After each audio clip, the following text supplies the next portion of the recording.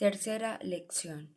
Sesión del 19 de diciembre de 1902. Señores, en nuestra última lección intentamos determinar las características de los signos en general, reduciéndolas a 3 puntos esenciales. Dijimos que el signo es, en esencia, general. Debe, en efecto, significar algo. Siendo un signo, debe expresar en un lenguaje por nosotros conocido algo que por definición no conocemos. En consecuencia, debe representar un aspecto común entre lo conocido y lo desconocido, lo que equivale a decir que no puede expresar lo que es propio, exclusivo del objeto que se expresa. Por lo tanto, contiene de origen un elemento de generalidad, y tal es la fuerza de dicho elemento que el signo tiende, como decíamos, en virtud de una especie de energía inmanente, a volverse más y más general. En el proceso de los signos que evolucionan hay un progreso hacia la generalidad. He ahí el primer punto. El segundo es este. Todo signo es, en mayor o menor medida, un llamado a una acción. Solemos, en general, no ver más que el signo y la cosa significada, y esto vale para todos los procesos intelectuales. Acostumbramos ver claramente el punto de partida y el punto de llegada, pero el mecanismo de transición nos interesa menos, no nos preocupa y en general es mucho más difícil de percibir. No siempre. Debo reconocer que hay signos de orden puramente científico que escapan a esta regla, al menos en cierta medida. En general, entre el signo y la cosa significada hay algo que es lo principal, que actúa más, un llamado a una acción posible, a la determinación en nosotros de un cierto comportamiento, tomado real o virtualmente, y sin el cual el signo no podría ser interpretado. Esta es una idea que podríamos observar con mucha facilidad en las diferentes artes. No mencionamos este punto en la lección pasada, pero se puede apreciar sin dificultad que las artes, que en resumidas cuentas son distintas maneras de significar, de simbolizar las cosas, actúan sobre nosotros no tanto a través de la representación de la cosa, sino por medio del comportamiento en el que nos colocan. Ya sea en la pintura, la escultura, la música sobre todo, hay sin duda ciertos comportamientos incipientes determinados en nosotros, en los que el artista nos coloca, y en estos comportamientos incipientes se van incorporando ciertos sentimientos que el artista, consciente o inconscientemente, nos ha querido sugerir. Es a través de un llamado a ciertos comportamientos, a ciertas acciones efectuadas o apenas comenzadas, incipientes o imaginadas, que el signo actúa sobre nosotros. El signo es la fijación de un cierto comportamiento que, en muchos casos, determina en nosotros un comportamiento similar o complementario, y en este comportamiento se van insertando los sentimientos que guiaron el simbolismo del artista. En pocas palabras, el comportamiento sugerido es un puente tendido entre el alma del artista y la nuestra. La última vez insistí en un ejemplo que es mucho más fácil de examinar científicamente, el ejemplo del lenguaje. Es cierto que cuando escuchamos sonidos articulados y cuando los interpretamos en ideas, lo que percibimos son los sonidos, por un lado, y las ideas que los sonidos interpretan, por el otro.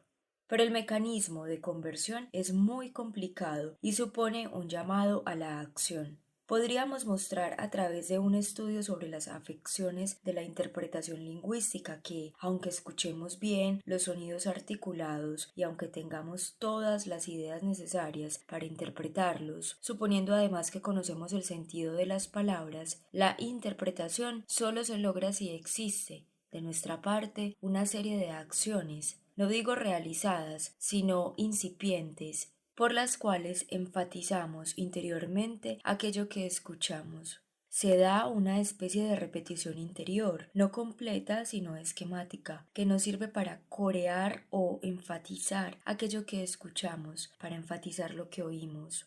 Sin este proceso activo por el cual nos situamos imaginariamente en la posición de quien habla, de forma que habiendo adoptado esos comportamientos materiales podamos entrar en sus sentimientos y en sus ideas, sin este proceso interior no es posible la interpretación.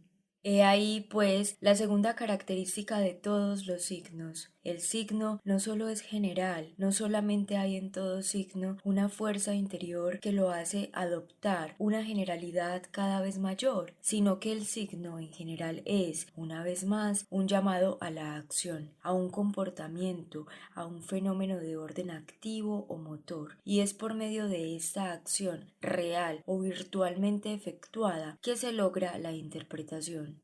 Esta es la segunda característica del signo. Y ahora la última característica. Dijimos que el signo es esencialmente estable. Una realidad vista desde el interior es, como decíamos, algo simple y sobre todo algo que se mueve. Una realidad es, en resumidas cuentas, una tendencia, es la transición, el cambio entendido de una cierta manera. No podemos representar la tendencia, la transición, de otra forma que no sea suponiendo estaciones, y son dichas estaciones lo que los signos expresan. Así pues, el signo es, en esencia, discontinuo. Y, asumiendo que la realidad es una continuidad, ésta jamás puede ser expresada más que de forma discontinua, a través de signos que denoten estaciones. Es por eso que la realidad no se puede representar ni expresar absolutamente mediante signos, pues podemos alinear tantas estaciones como queramos. Mientras más haya, más nos acercaremos a la continuidad y al sentido del movimiento, pero jamás lo lograremos por completo. Por lo demás, es evidente que si esta realidad interior es simple, nunca tendremos más que imitaciones, tan detalladas como quieran, pero que nunca serán copias exactas del modelo. No voy a insistir en este punto, es muy importante y fue el tema del curso del año pasado. Ya tendremos ocasión para retomarlo. Me limitaré a llamar su atención sobre el punto de que el signo es esencialmente estable y fijo, e incluso fijador. De ahí que al representar o expresar con signos lo que hacemos es fijar el movimiento. Esa es la esencia del signo. Esas son las tres características que habíamos encontrado en la última lección sobre los signos en general. La conclusión es que el signo por excelencia, el cual reúne estas características en la mayor medida posible, es aquello que los filósofos llaman el concepto, es decir, la idea, la representación, en tanto que ésta ha sido dispuesta enteramente para la manipulación intelectual. Es la representación al momento de lograr ese grado de madurez en su organización, con el cual está lista para pasar a una organización más compleja, es decir, para prestarse al trabajo intelectual. Sometamos el concepto a la prueba triple de la que acabamos de hablar. Encontraremos en él estas tres características. Para empezar, la generalidad. Se trata de una verdad trivial. El concepto es general. El año pasado establecimos varias reservas al respecto. No es absolutamente exacto decir que todo concepto es general, universal. Intentamos mostrarlo y la idea no es nueva. No hicimos más que reproducir ciertos argumentos de Locke, de Siegbart, de Wundt, todos ellos lógicos alemanes. Intentamos mostrar que el concepto no indica necesariamente una clase, sino que puede también expresar algo individual. Si por concepto entendemos la idea dispuesta para la manipulación intelectual, veremos que hay conceptos individuales. Cito un ejemplo. La luna, un concepto astronómico, un concepto como cualquiera, y sin embargo no hay más que una luna. Es un concepto individual. Por lo tanto, no puede decirse que el concepto sea siempre general. No obstante, es cierto que en el concepto individual cabe un elemento de generalidad, que distingue al concepto luna de la percepción luna de la imagen. La imagen de la luna es algo que cambia, que varía según las fases de la luna, según el clima, según las posiciones de la luna, en el cenit o en el horizonte. Por el contrario, el concepto luna es algo estable y cuya estabilidad evidentemente implica que hemos extraído un elemento común a todas las imágenes variables de la luna, de tal suerte que hay un trabajo de generalización sobre el individuo mismo. No digo que este sea el origen del concepto, pero hay en él un elemento de generalidad, e incluso podríamos decir que este elemento de generalidad tiene la energía de la que hablábamos hace un momento. Esta energía empuja al concepto a adquirir una generalidad cada vez mayor, ya que, una vez formado, el concepto de luna tiende a volverse general. el concepto de un satélite que gira alrededor de cualquier planeta. Hay pues un elemento de generalidad, un progreso interior hacia la generalidad. Decíamos, si quieren ponerlo así, que el concepto es general, que implica o contiene un elemento de generalidad o que tiende a la generalidad y que presenta de manera eminente las características que encontramos en el signo en general. Pero esta no es la característica esencial del concepto, al menos no lo es en mayor medida que de los otros signos. Cuanto más importantes son las otras dos características, las cuales vamos a agrupar, fusionar en una misma. Si quieren verlo así, la característica activa, la propiedad de ser una sugerencia de cierto comportamiento o un llamado a la acción, y también la propiedad de ser algo estable, de ser algo que genera la estabilidad, que es esencialmente fijador. Digo que este punto es importante y es bastante difícil de apreciar porque nuestro espíritu protesta contra esta forma de considerar este concepto. Tendemos a ver en el concepto, en la idea dispuesta para la manipulación intelectual, algo puramente especulativo, absolutamente desinteresado, algo que debería tener un origen o al menos un propósito metafísico. Esa es una tendencia general de nuestra forma de pensar. Igualmente, cuando nos enfrentamos a un proceso intelectual con propósito puramente práctico, tendemos a idealizarlo, a considerarlo como algo especulativo, que no existe más que para la especulación. Y esto vale no solo para el concepto y para la operación por la cual formamos los conceptos, sino que es verdad en toda clase de operaciones intelectuales. Podemos decir que es esa tendencia idealizante, idealizadora de nuestra psicología natural la que vicia en ocasiones de una forma profunda la observación de uno mismo, la psicología introspectiva. Si revisamos los trabajos de psicología introspectiva que se han producido desde hace un siglo, sobre todo si revisamos las teorías de la memoria, de la asociación de ideas, incluso del juicio, del razonamiento, veremos que todas estas operaciones se nos presentan muy a menudo como operaciones de un espíritu que busca conocer por conocer, filósofo y metafísico de origen y por destino. La pregunta que no nos solemos plantear en general y que, al contrario, deberíamos siempre para empezar hacernos al inicio de cada uno de los capítulos de la psicología y para todas las preguntas de la psicología es la siguiente. ¿Con qué fin? ¿Cuál es la utilidad? ¿En virtud de qué necesidad vital existe esta facultad, esta función? Si nos planteamos esta pregunta, veremos esclarecerse adecuadamente las complejidades y disiparemos adecuadamente los problemas. En todo caso, es necesario planteársela, así sea solo para analizar debidamente el trabajo de la mente, la operación intelectual. A diferencia del patólogo que disecciona un cadáver, aquí no podemos eliminar las consideraciones relativas a la finalidad, al fin buscado. Sin esto, el análisis se queda en el vacío, en la mera vaguedad.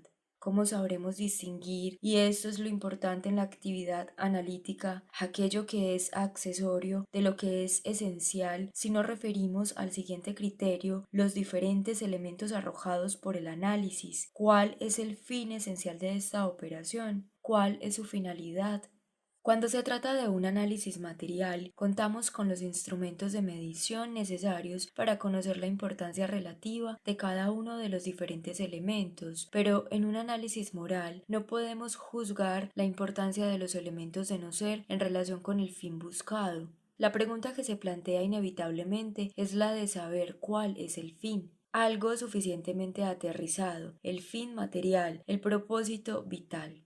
¿Cuáles son las necesidades fundamentales de la vida a las que se subordinan las operaciones que estudiamos y que dichas operaciones tienen como fin en primer lugar? Sé bien lo que se le suele criticar a semejante método. Se dice que, procediendo de este modo, despreciamos la inteligencia humana, la consideramos como un instrumento, como un medio subordinado a la satisfacción de ciertas necesidades. Se dice que es una humillación impuesta a nuestras facultades intelectuales. No lo creo en absoluto, y de hecho considero que es el método inverso, el método habitual, el que termina por conducir, como siguiendo una necesidad lógica, a esta humillación.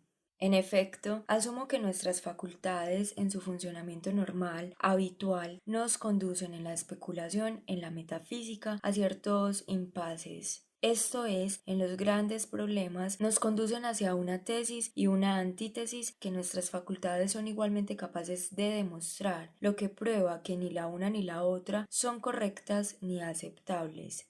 Asumo también que el ejercicio normal, habitual de nuestras facultades intelectuales nos conduce, como ya lo demostró Kant, a antinomías imposibles de resolver. ¿Qué recurso queda, pues, a quien considera que las facultades intelectuales se ejercen normalmente como facultades orientadas hacia la especulación, cuyo objetivo es conocer por conocer?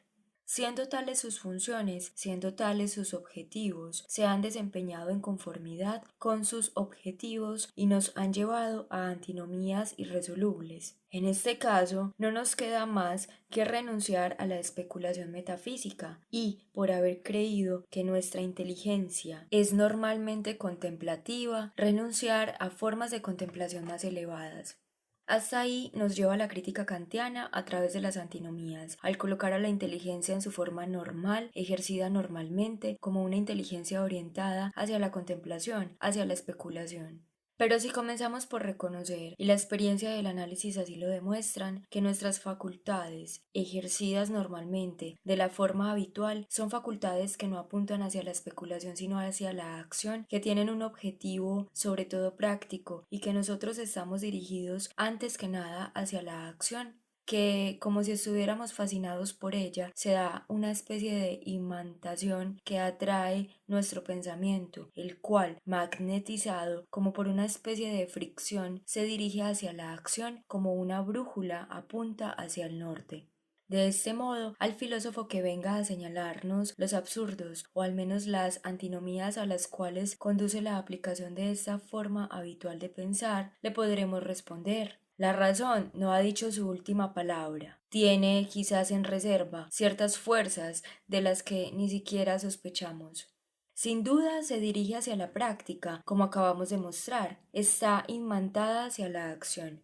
Pero, ¿podemos acaso desmagnetizarla? Su inclinación natural la conduce hacia las antinomías porque su inclinación natural es la de la acción. Intentemos desprendernos de la práctica que nos fascina, intentemos romper el hechizo.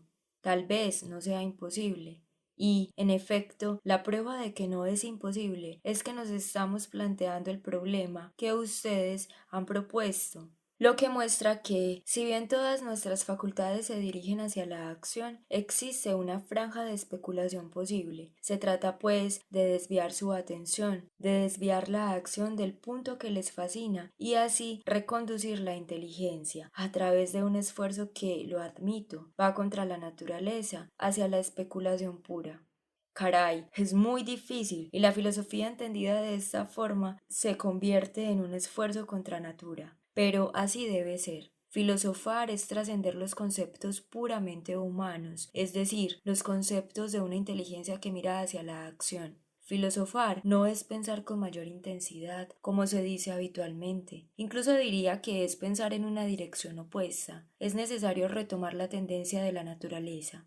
Aquí cierro este largo pero necesario paréntesis. Decía que hay que agregar al análisis de esta idea que en general las funciones intelectuales no se dirigen hacia la especulación, hacia el conocimiento por el conocimiento. Y lo que vale para nuestras facultades en general, vale también para la facultad intelectual por excelencia, la facultad de formar conceptos y de pensar a través de conceptos. Examinemos, pues, y retomo aquí lo que se dijo en el curso del año pasado, la característica esencial del concepto en tanto que tiene un objetivo práctico. Examinemos cómo se forma un concepto. Ese es el problema que nos plantearemos a continuación. El año pasado dijimos, les recuerdo este punto porque es esencial, que si aceptamos la idea de que un concepto es algo puramente especulativo, ante todo un instrumento de conocimiento, el cual tiene como objeto conocer por conocer, si aceptamos esta idea, es extremadamente difícil, por no decir imposible, dar cuenta del proceso psicológico de la formación de un concepto, de su origen. ¿Cómo, en general, dar cuenta de esta formación?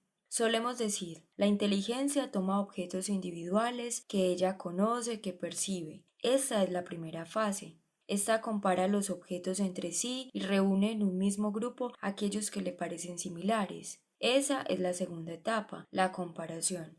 La tercera, la inteligencia abstrae de esos objetos diferentes una característica común y esa característica servirá de rúbrica con la que clasificará un número tan grande como queramos de objetos individuales. Esta vez, de ser simplemente abstracto, el concepto se volverá general. Tendremos un concepto completo, definitivo. Es ahí a donde llegamos si otorgamos a nuestra inteligencia un papel puramente especulativo. Ella no puede más que conocer, no puede por lo tanto más que percibir y, con respecto a la percepción, operar de una forma completamente desinteresada. Decíamos que una operación como la que acabamos de describir es imposible. En efecto, ¿qué presupone todo este proceso? Tomemos un ejemplo, la formación del concepto azul. Es un concepto muy cercano a la percepción. Percibiremos objetos de distintos colores, de distintos tonos de azul. Después tomaremos los objetos que se parecen en lo azul, los agruparemos, abstraeremos esa cualidad azul y convertiremos dicha cualidad en un concepto que indicará todos los objetos azules reales y posibles. Sí, pero ¿qué nos incita a agrupar los objetos que presentan diferentes tonos de azul en lugar de agrupar objetos que presenten otros tonos cualesquiera? Lo que digo es, ¿quién nos autorizó para comparar un azul con otro azul en lugar de con un sonido, una forma o un animal? ¿Cómo habríamos tenido la idea de agrupar términos, compararlos, extraer sus características comunes, generalizar, de no ser porque contábamos ya con la idea de una comunidad, de algo en común, porque habíamos reconocido ya algo en común y porque estábamos ya en posesión del concepto que pretendíamos generar? Pongámoslo de forma simple. Una de dos. O bien ya tengo la idea de azul y por lo tanto es pueril describir una operación a través de la cual me formaré dicha idea, y no solo es pueril, sino que se vuelve un círculo vicioso, pues presuponemos el concepto que tratamos de generar. O bien no tengo la idea de azul y soy incapaz de percibir las características comunes entre diferentes objetos que presentan diferentes tonos de azul. No tengo la idea de algo en común, no tengo concepto ni de azul ni de color y por lo tanto no tengo más razón para comparar un azul con otro azul que una casa con un perro. O el concepto de azul no existe todavía y no hay comparación posible entre objetos análogos, o existe y tenemos un verdadero círculo vicioso que describe la operación por la cual lo vemos nacer. Sé que solemos buscar la manera de escapar de este dilema, y esto por lo regular a través de la interposición de algo intermedio entre la presencia y la ausencia del concepto, entre la presencia del concepto de la idea general de azul y su ausencia total. Se trata de algo intermedio, y esta cosa intermedia, puramente automática, mecánica, nos permitiría de entrada agrupar objetos similares para entonces operar en ellos el trabajo consciente de observación y generalización. A esta cosa intermedia, los psicólogos le han llamado imagen genérica o imagen general. Recordarán ustedes que se piensa que las percepciones por sí mismas se superponen en mayor o en menor medida cuando son similares entre sí, como las fotografías, los retratos parecidos que, como suele decirse, se superponen unos sobre otros, generando retratos compuestos de todos los miembros de una misma familia. Este proceso se produce independientemente de nosotros, de forma automática. Tenemos una primera generalización inconsciente, mecánica, un proceso en el cual se injerta el proceso consciente de generalización. Así evitamos el círculo vicioso aparentemente. Encontramos los objetos similares ya agrupados, se agrupan por sí mismos provisionalmente y nosotros conscientemente corregimos las imperfecciones de cada grupo, aprovechando lo que en ellos es perfecto. Es decir, efectuamos el trabajo propiamente dicho de generalización y de formación conceptual.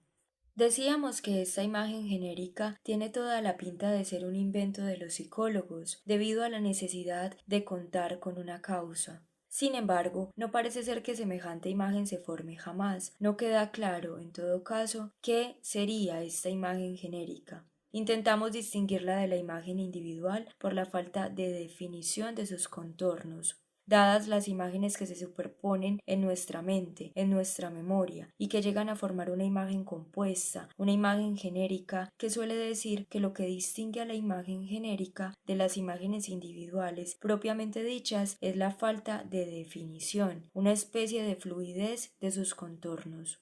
Pero si observamos de cerca veremos que todas las imágenes tienen esa falta de definición y esa fluidez, e incluso que esa es una de las características que distinguen a la imagen de la percepción. Entonces, dado que incluso las imágenes individuales gozan de esta falta de definición, no vemos cómo esa indefinición pueda distinguir una imagen genérica de una imagen individual, constituyendo así la imagen genérica. Más aún, si las imágenes de este tipo existieran, las percibiríamos, las sabríamos porque constantemente nos serviríamos de ellas. Nada sería más útil para el trabajo intelectual que incorporar estas imágenes. Nada sería más útil para quien hace geometría in abstracto que tomar como base para su representación la imagen genérica del triángulo, de un triángulo que no sería ni escaleno ni isósceles, sino ambos a la vez. Si pensamos en el triángulo en general y buscamos una imagen mental, veremos un triángulo, pero será escaleno o isósceles, o bien, y esto es lo más frecuente, será algo entre los dos, según nos inclinemos o no, inconscientemente, hacia esta o aquella forma determinada. Pero siempre será una forma determinada. Cuando percibimos la fluidez de los contornos, cuando los percibimos como imprecisos, no percibimos en ellos la imagen en tanto general o genérica.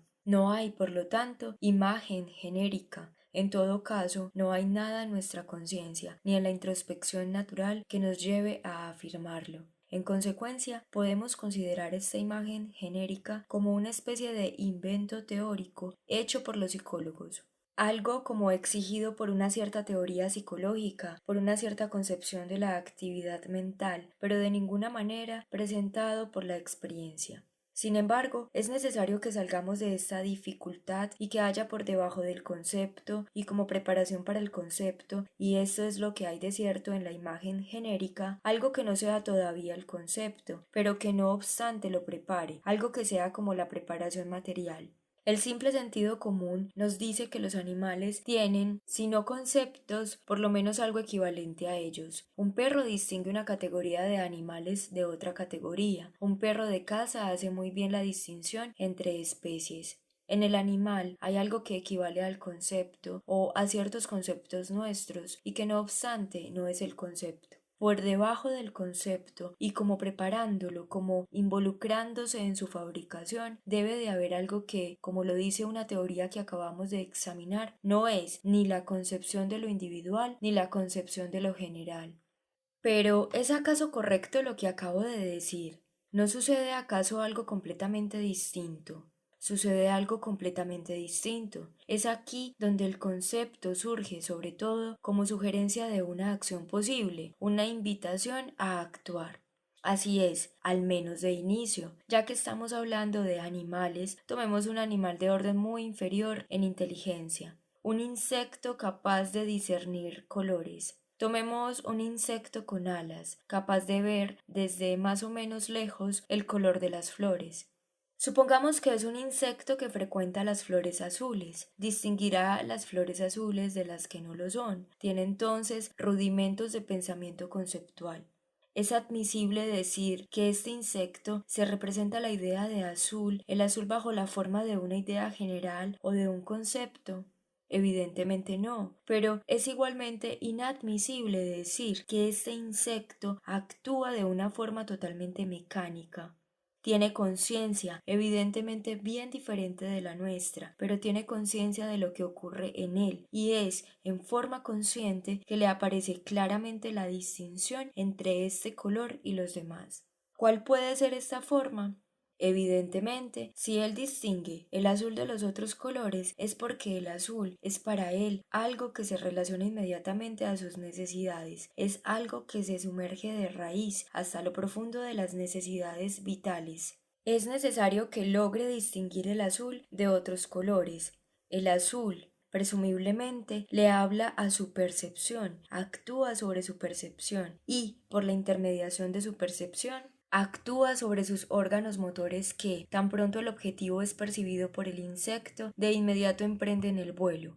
tiende a salir volando hacia el azul que lo atrae, y entonces la conciencia que tiene de lo que hay de general en ese azul no puede ser otra cosa que la conciencia que él toma del comportamiento casi necesario donde lo coloca esta percepción. Esta percepción actúa sobre sus órganos motores, tiene conciencia de esta acción, de la acción que realiza o que va a realizar, del comportamiento que adopta, y es la conciencia del comportamiento que adopta, el cual es siempre el mismo para todas las percepciones de todos los tonos de azul, la que evidentemente le da lo que nosotros llamamos la representación del concepto.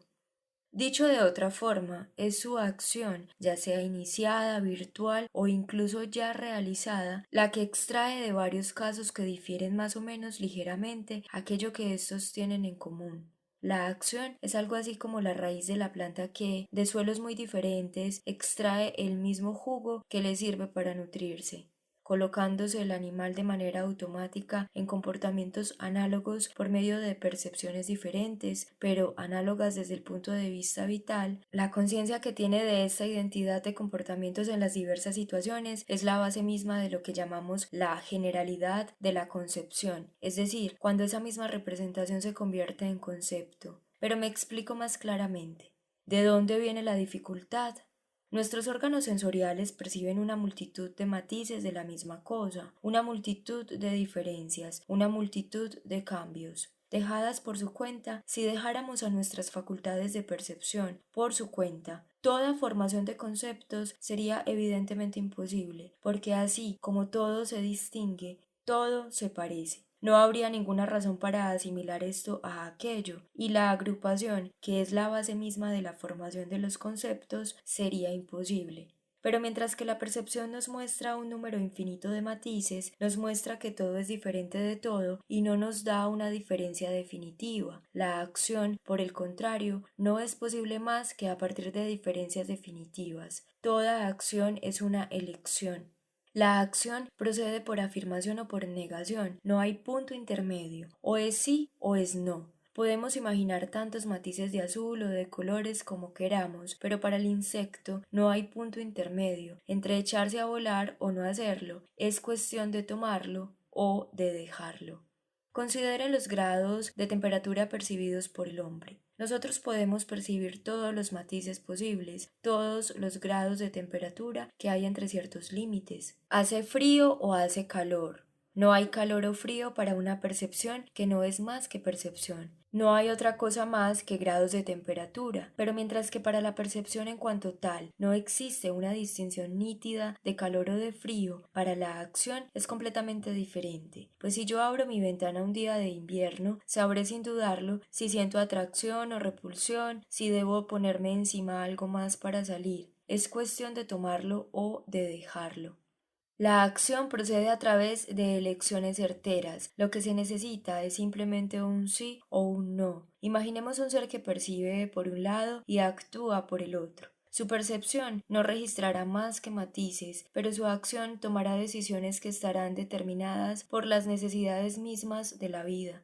Su percepción no hará clasificaciones, pero su acción sí que las hará, porque así como en ocasiones será invitada a tomar este o aquel comportamiento, en ocasiones no lo será, y es así que tenemos una alternativa clara entre un sí o un no. En consecuencia, la acción realizada o por realizarse, virtual en la mayoría de los casos, extraerá de distintas percepciones, en ocasiones muy distintas entre sí, algo común, a saber, lo que sea análogo entre ellas desde el punto de vista vital, de las necesidades de la vida. Tomemos un ejemplo material que nos ayude a entender este asunto. Pensemos en una de esas balanzas automáticas o básculas como las que vemos en las estaciones de ferrocarril. Estas cuentan, me imagino, con un resorte que se acciona con el peso. Es evidente que todos los matices de peso posibles pueden ser percibidos por este resorte. Pero podemos también suponer que la aguja de la báscula que marca el peso es accionada por un mecanismo tal que no puede indicar, por ejemplo, ningún otro número que no sea múltiplo de 5. Consideremos todos los puntos entre 2.5 y 7.5. Supongamos que la báscula está hecha de tal forma que marca 5 cada vez que el peso está entre 2.5 y 7.5. Por lo tanto, entre 7.5 y 2.5, hay una infinidad de pesos diferentes que quedan todos indicados por un 5. El aparato motor de la balanza, que es la aguja, habrá tomado una decisión. Tendrá que clasificar como semejantes cosas diferentes, simplemente porque mientras que el aparato perceptor puede, en efecto, percibir todas las cosas posibles, el aparato motor debe escoger solamente entre un número determinado de acciones posibles. De este modo, la misma acción corresponde a un número muy grande, tan grande como queramos, de percepciones comprendidas en un cierto intervalo. La pregunta que se plantea es la siguiente. ¿Un animal, incluso un animal superior, un hombre, funciona como esta báscula? ¿Acaso la consideración de un organismo único nos sugiere la posibilidad de comparar al hombre con esta báscula? Hay en él un aparato perceptor capaz de percibir tantas cosas como queramos y un aparato motor que no tiene más que elegir entre un número bastante restringido de comportamientos automáticos posibles. Sí, la examinación de nuestro organismo arroja que las cosas suceden de esta forma. Nuestros órganos sensoriales son muy ricos en percepciones, lo son en relación con nuestro cerebro, que a su vez se relaciona con la médula, y en la médula se encuentra cierto número de mecanismos complejos tales que podríamos, a propósito de una percepción, adoptar ciertos comportamientos, o si no los tomamos automáticamente, podríamos tender a hacerlo. Por lo tanto, nuestros mecanismos motores son como instrumentos extractores de semejanzas. Siempre que las diferencias no son muy grandes, siempre que se encuentran comprendidas entre ciertos límites, éstas se desdibujan frente a la identidad de las funciones vitales, la identidad que existe en relación con la acción posible. He aquí un mecanismo que debe servir, para empezar, como base para la operación de la generalización. No es la acumulación de unas imágenes sobre otras las que da origen a la generalización. Si así fuera, todo se acumularía sobre todo, o nada sobre nada, y no entenderíamos por qué tienen lugar ciertas generalizaciones y otras no. No es la imagen la que se generaliza superponiéndose a otra imagen, es el acto el que engendra la generalidad. Esto es porque, mientras que debido a un resultado necesario de lo que hemos dicho, las percepciones están dadas de manera continua, las acciones automáticas posibles se dan de manera discontinua. Igualmente es porque, mientras que las percepciones existen en cantidades indeterminadas, las acciones o comportamientos automáticos, posibles o virtuales, existen en cantidades determinadas, y entonces, por así decirlo, tenemos aquí la indolencia de nuestra acción. Lo digo en alusión a la pereza de la báscula, la cual es la base de la formación del concepto. Feliz indolencia que ha sido querida por la naturaleza, la cual no es inferior, sino superior a la materia bruta, pues sin esta indolencia nuestro organismo sería solamente un motor bruto. Sin embargo, es precisamente la facultad que tiene de elegir, de continuar, de prolongar a través de un número limitado de reacciones el sinnúmero de percepciones que tiene, lo que lo distingue en principio de la materia desorganizada. No pretendo que el concepto sea lo que acabamos de decir. Nos falta tiempo para mostrar aquello que plantea el hombre en el suelo del concepto, formado naturalmente. Simplemente hemos descrito lo que hay en común en el proceso de formación conceptual del hombre y en el del animal. Pero de estos conceptos rudimentarios el hombre extraerá algo más gracias al lenguaje, gracias a la reflexión sobre el concepto. Prolongará indefinidamente la obra de la naturaleza y añadirá sobre los conceptos formados naturalmente otros artificiales, hechos por imitación de aquello que la naturaleza ha esbozado en él. En la próxima lección discutiremos de dónde viene la gran dificultad del problema del tiempo, ya que, como veremos, el tiempo escapa a la representación conceptual.